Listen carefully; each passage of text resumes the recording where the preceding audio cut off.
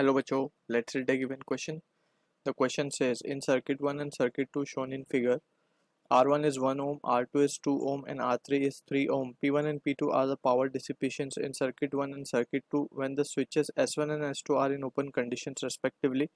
Q1 and Q2 are power dissipations in circuit 1 and circuit 2 when switches S1 and S2 are in closed condition respectively. Which of the following statements is or are correct? Option A given है. When a voltage source of 6 volt is connected across A and B in both circuit, P1 is less than P2. Option B given है. When a constant current source of 2 ampere is connected across A and B in both circuits, P1 is greater than P2. Option C given है. When voltage source of 6 volt is connected across A and B in circuit 1, Q1 is greater than P1. Option D given है. When a constant current source of 2 ampere is connected across A and B in both circuits, Q2 is less than Q1. So for this question, the key concept we need to understand is the concept of power dissipation across the resistor.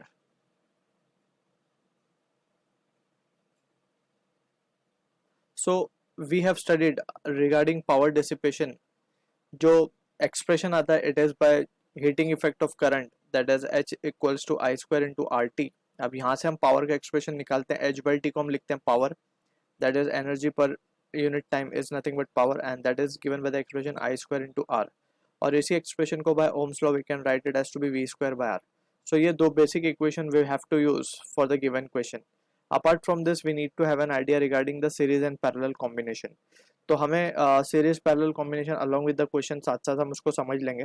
So now we can analyze one by one the situation. सबसे पहले हम open circuit के लिए apply कर लेते हैं case को.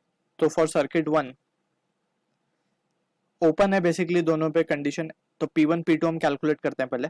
तो जब ये S1 ओपन होगा तो जो सर्किट री हम ड्रॉ कर सकते हैं वो कुछ इस तरीके से होगी.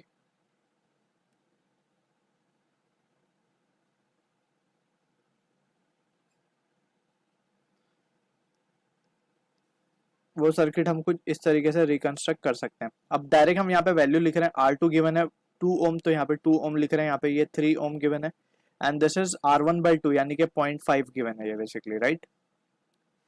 एंड यहाँ पे ये है R1 अगेन, R1 इज 1 ओम. ठीक है, तो इसका भी इक्विवेलेंट निकाल के हम पावर निकालेंगे. पहले इक्विवेलेंट निकालते हैं, पहले राइट साइड सर्किट को सॉल्व करते हैं. ये दोनों सीरीज में तो ऐड अप हो जाएंगे simply, because same amount of current flows in series. So in दोनों 2 ओम और 3 ओम में जो करंट होगा वो सेम होगा. So that's why we will say कि दोनों सीरीज में होंगे. सीरीज में हम डायरेक्टली ऐड करके इक्विवेलेंट निकालते हैं.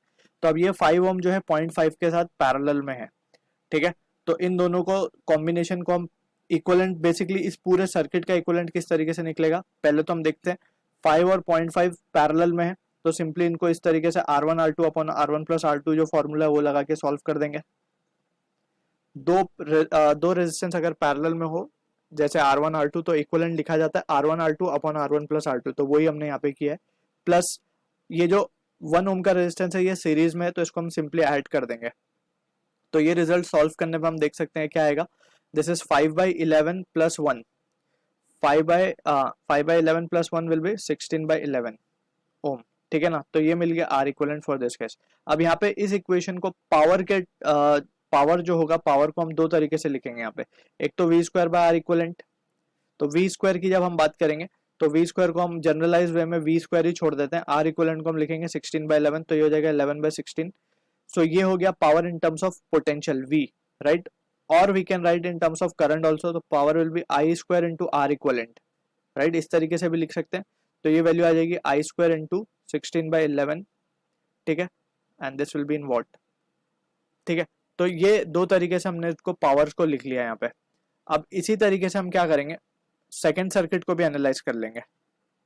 तो सर्किट 2 को एनालाइज कर लेते हैं. अब इसमें भी क्या है, बेसिकली S2 ओपन है. S2 जब ओपन होगा तो 2R3 resistance will not be taken into consideration, right. So इसका जो सर्किट बनेगा वो कुछ इस तरीके से बन जाएगा.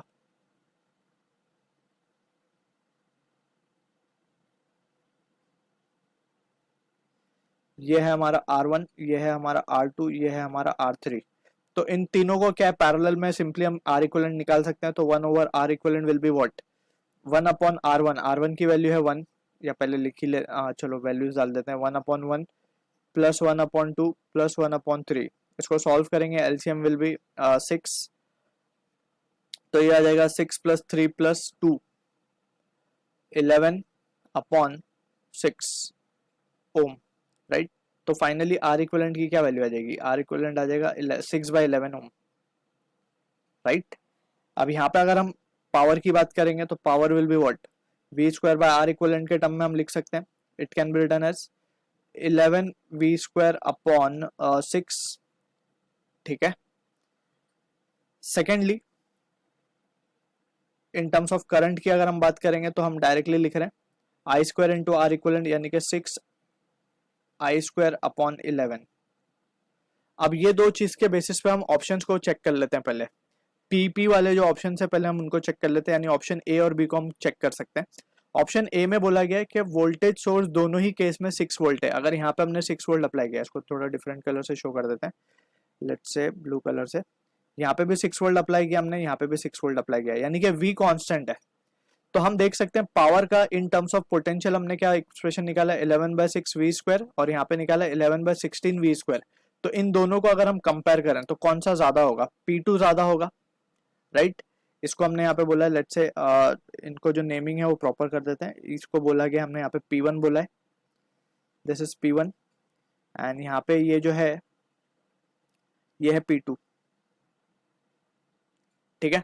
तो हम यहाँ पे देख सकते हैं क्लियरली कि पोटेंशियल सेम है 6 वोल्ट। तो हम फर्स्ट जो इक्वेशन था हमारा 11v² के टर्म वाला वो हम कंसिडर करेंगे, तो हम देख सकते हैं क्लियरली कि P2 is greater then P1, P2 जो है वो ग्रेटर देन P1 आ रहा है फॉर 6 वोल्ट। तो यानी कि ऑप्शन ए तो हमारा परफेक्टली करेक्ट है। अब सेकेंड ऑप्शन में बोला है इन टर्म्स ऑफ करंट, तो हमें ये वाला सेकेंड वाला पार्ट जो इक्वेशन हमने लिखा था वो चेक करना होगा, ठीक है ना, करंट के टर्म वाला एक्सप्रेशन।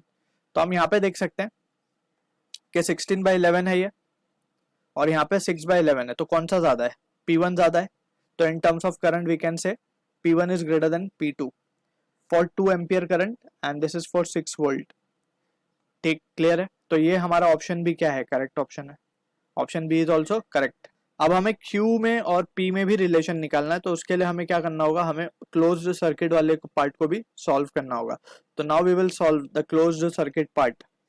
तो इसमें हम देख सकते हैं फॉर क्लोज्ड, तो सर्किट 1 को हम ले लेते हैं क्लोज करने पे। तो अब हमने S1 को क्लोज कर दिया है, ठीक है ना। अब जब हम S1 को क्लोज करेंगे यहाँ से तो इक्विवेलेंट क्या मिलेगा, that we need to find out. तो जब ये क्लोज होगा so basically R1 short circuit हो जाएगा। जब ये क्लोज करेंगे तो सारा का सारा करंट यहाँ से फ्लो कर जाएगा, कोई करंट R1 से फ्लो ही नहीं होगा, तो R1 will be short circuited. तो यहाँ पे हम एक पॉइंट मेंशन कर देंगे, R1 जो है वो शॉर्ट सर्किट हो जाएगा, तो यानी कि R1 will no more be considered, right. तो जो इक्विवेलेंट जो रेजिस्टेंस हम निकालेंगे वो थोड़ा सा स्ट्रेट फॉरवर्ड हम लिख सकते हैं यहाँ पे, वो बस इन 3 रेजिस्टेंस की वजह से ही आएगा। यहाँ पे भी हम वैल्यूज निकालेंगे इन terms of voltage, in terms of current, जैसे हमने प्रीवियस केसेस में किया। यहाँ पे जो वैल्यूज थी वो लिख देंगे हम 0.523, ये 2 ओम था, ये 3 ओम था, ये 0.5 ओम था। बस यहाँ पे अब इसी पार्ट को सॉल्व करना है। तो 2 और 3 तो अगेन हमें दिख रहा है कि सीरीज में और विथ 0.5 इन पैरेलल। तो यहाँ पे आर इक्विवेलेंट हमें यहाँ डायरेक्टली जो मिला था वो लिख देंगे, ये मिला था हमारे 5/11, तो दिस इज 5/11, ठीक है। फर्दर मोर अगर हम इसको सॉल्व कर लें, आर इक्विवेलेंट तो मिल गया, तो पावर लिख लेते हैं। अब पावर यहाँ पे हमें Q1 बोला गया है, क्लोज के लिए डिनोट जो नोटेशन है वो अलग है, Q1 is equals to v²/r equivalent.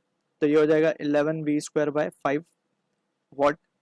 In terms of current क्या लिख पाएंगे इसको, Q2 will be equals to sorry Q1 is equals to I² into R equivalent. तो ये हो जाएगा I² इंटू 5/11, तो 5/11 I लिख देते हैं। तो ये हो गई बात फर्स्ट सर्किट की। अब सेकेंड सर्किट को एनालाइज कर लेते हैं इसी सेम तरीके से। अब यहाँ पे क्लोज किया है बेसिकली, तो जो लास्ट वाला ये जो 2R3 रेजिस्टेंस है इसको भी हमें कंसिडर करना होगा। तो we can have the circuit कुछ इस तरीके से बन जाएगी। अब चारों रेजिस्टेंस को हमें कंसिडर करना होगा यहाँ पे।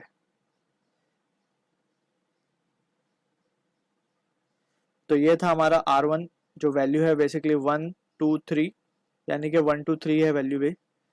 1 ओम, 2 ओम, 3 ओम और यहाँ पे आ जाएगा 6 ओम, क्योंकि 2 और 3 है।